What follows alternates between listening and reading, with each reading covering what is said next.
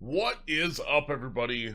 We're going to cover a little bit about Fortnite today, more specifically, PVE and Save the World, and some of the changes I'd like to see going forward. First on the list, class balance and class buffs.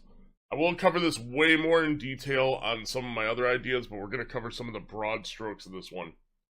I'd like to see more variety and more incentive to play some of the other classes that are less played at the higher difficulty levels, such as Outlander and Ninja. Constructor already gets quite a bit of play just due to their ability to have base down and that giving you that little bit of resistance on there, and the cover on that stuff.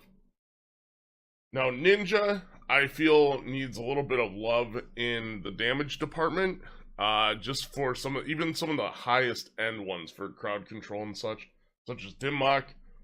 Dragon Slash maybe a little bit more just for survivability, but still pretty fun. Outlander, I would like to see more buffs and less emphasis on the fragments, because there's not a lot of times that you can go and get those, and sometimes when you're looking at, say, like the Diamond Llama, those are good, but if you look at them compared to, say, a supply drop on a 5-minute timer, not as competitive all the time. You do get orb, but not as competitive. Next that I'd like to see is end of mission rewards feeling a little more rewarding. Finding schematics, heroes, or survivors in the mission, and needing to extract those would be a cool little change. Longer missions go on, and you get more rewards. The more you search, explore, find those things. And the difficulty is going to ramp up as the time goes on. I would love to see that happen, where it's a risk versus reward of staying in there to complete everything, and it being harder to fully complete it. I would also like to see one other thing, and this kind of ties into the other one, but it's kind of its own separate list. More ways of attaining specific types of schematics, heroes, or survivors. I would say a permanent epic or above, so permanent epic or legendary transform at the end for each type, at the end or near end of Twine. I would say epic would be okay, and then legendary be the thing to really strive for.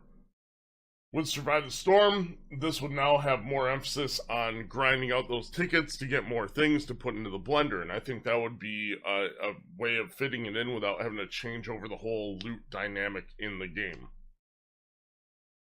Now for Defenders, this is another one that is just odd to me sometimes. With Defenders, I want to see them have their own weapon and their own ammo, and scale and damage, or not have ammo in there at all. Just have their own weapon, and then they fire off their stuff, but they scale and damage based on their power, which would be kind of cool. And this would also make them be a little more utilized and less of this, I'll do it myself, because a lot of the time, if I'm doing a solo mission, I don't even think about putting one of those into play at all anymore. Now this last one is one that I'm sure is going to be a little more polarizing. Now, difficulty scaling. As you progress later into parts of the game, you're going to find solo completion is going to be more draining on your personal resources.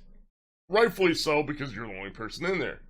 What I would like to see is people being able to play solo when you want to, and not have to go so far down that you just completely overpower it and then your rewards are lessened or whatever. Like, I want to feel like I can go in and do that stuff. It's going to be difficult, but still attainable. I would like to see where grouping is going to increase the amount of mobs that you're going to get, which increases the amount of RNG on the type of creatures that you get coming at you. So, maybe you're going to get more of everything, or you might get more propane, you might get more of the lady lobbers. Either way, like, getting it that way we're not just buffing health and damage on the husks, you're keeping it similar, and you're not just doing this power creep thing. So, that's one of my ideas for the difficulty scaling. So you can still play solo, or you can play in groups. Hope you found this video informative. I will have more of these coming out here shortly.